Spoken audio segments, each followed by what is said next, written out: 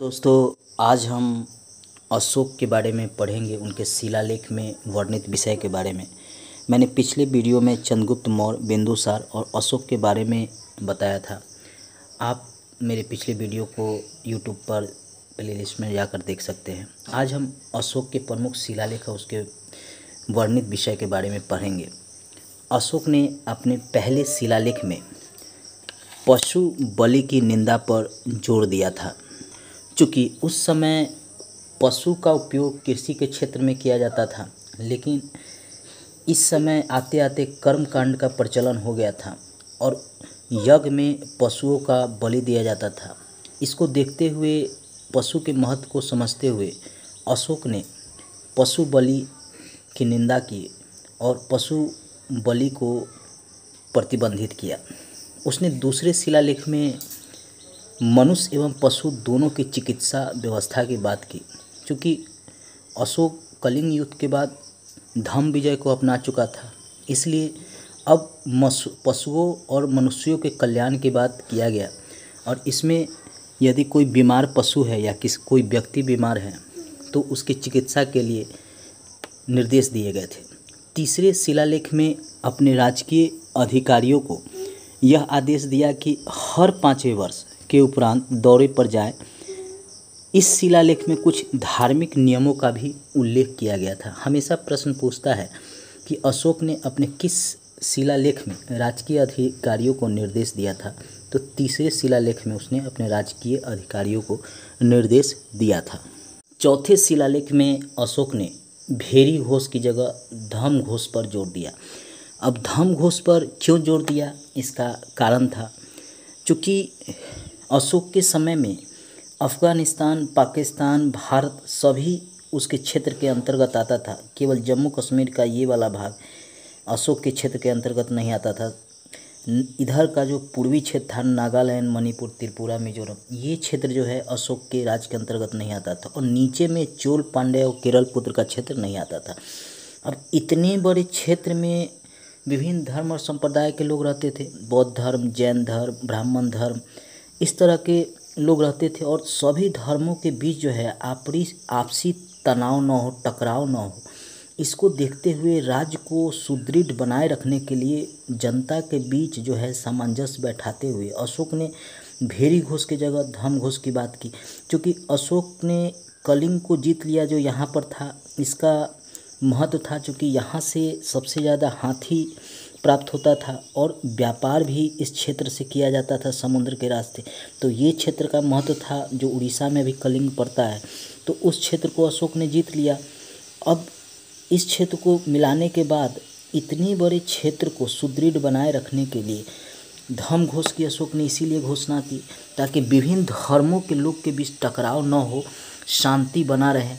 इसलिए चौथे शिलालेख में उसने भेरी घोष की जगह धम्म घोष की बात की। पांचवा शिलालेख में धर्म महामात्रों की नियुक्ति की। अब धर्म महामात्रों की नियुक्ति क्यों की, इसका भी कारण था। विभिन्न धर्म के लोग जो उसके राज्य में रहते थे, उनके बीच टकराव न हो, लोगों के बीच विवाद न हो, इसको दूर करने के लिए इन धर्म महामात्रों की नियुक्ति की गई। क्योंकि ये पल पल की खबर अशोक को देते थे कि राज्य में क्या घट रहा है, क्या हो रहा है।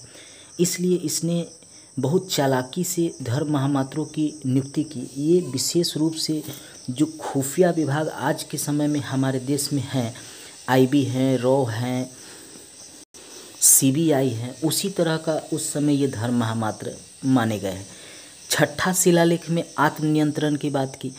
इसका भी महत्व था। आत्मनियंत्रण की बात अभी प्रधानमंत्री मोदी जी भी कर रहे हैं। अभी चाइना जो है भारत से युद्ध करने पर लगा हुआ है और बार बार जो है आत्मनियंत्रण की बात मोदी जी कर रहे हैं कि हम जो है किसी दूसरे देश पर आक्रमण नहीं करना चाहते हैं, शांति बनाए रखना चाहते हैं। यह कौन व्यक्ति करेगा? जो शक्तिशाली होगा, सुदृढ़ होगा। उसी तरह अशोक तो सारे इधर के क्षेत्र को, इतने बड़े क्षेत्र पर शासन कर रहा था।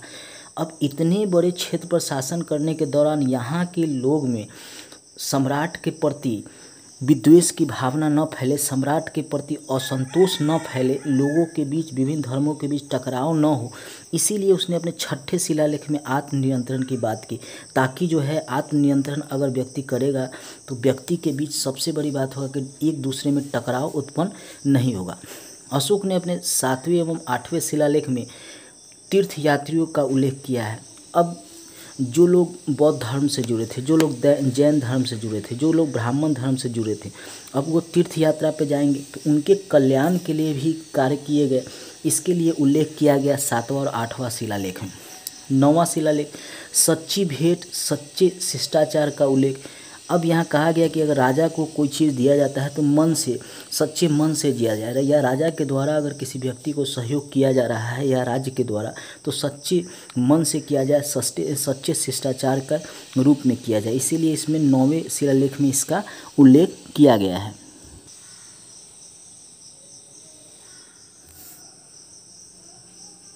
10वां शिलालेख, इसमें राजा तथा उच्च अधिकारियों को प्रजा हित में कार्य करने के लिए कहा गया।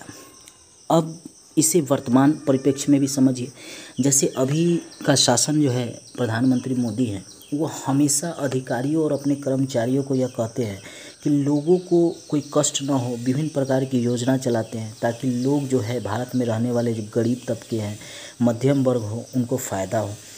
उसी तरह उस समय अशोक ने अपने राजा एवं उच्च अधिकारियों को यह आदेश दिया था कि यहाँ पे राजा का अर्थ है कि जो एक तो सम्राट होता था पूरे इस क्षेत्र का राजा, और एक छोटे छोटे भाग का भी अधिकारी होता था उस समय। उसको यहाँ पे राजा का अर्थ उसी को कहना है। तो उन सभी को कहा गया था कि हमारे राज्य में जो भी प्रजा है उनके हित और उनके कल्याण के लिए जो भी कार्य, जो भी योजनाएं चलानी हो उसको किया जाए, और अगर किसी भी व्यक्ति को कोई भी समस्या हो तो उसका तुरंत समाधान किया जाए।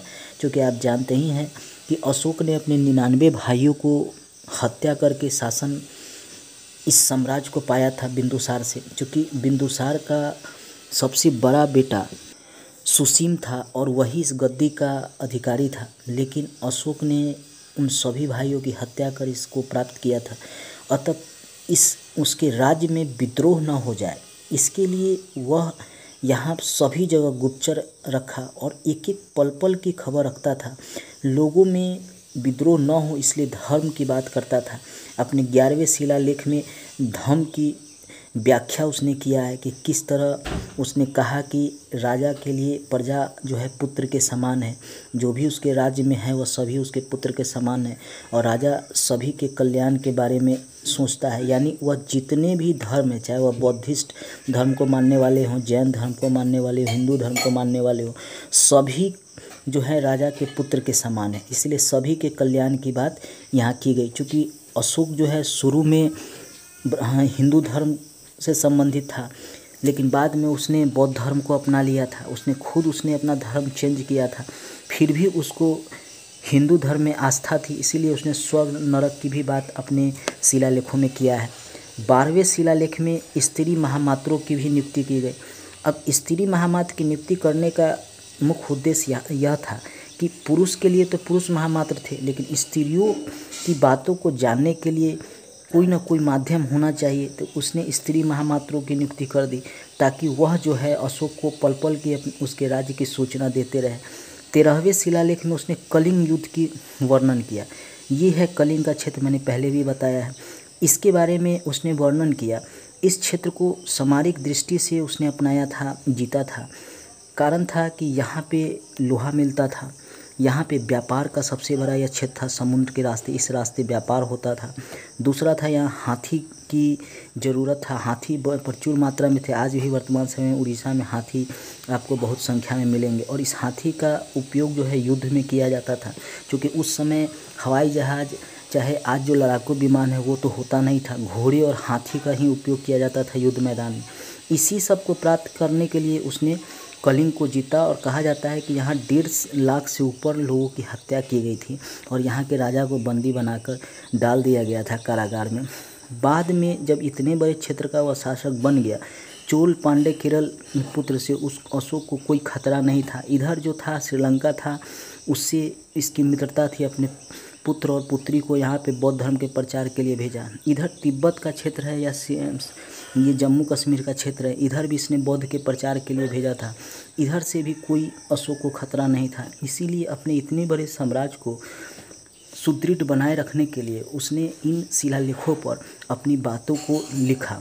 उसके मन की बात थी। जैसे आज प्रधानमंत्री मोदी जी रेडियो के माध्यम से मन की बात करते हैं और अपनी मन की बात जनता तक पहुंचाते थे। उस समय के शासक के लिए ये शिलालेख ही थे, सम्राट के मन की बात जनता तक पहुंचाने के लिए। इसलिए अशोक ने इस विधि को अपनाया था।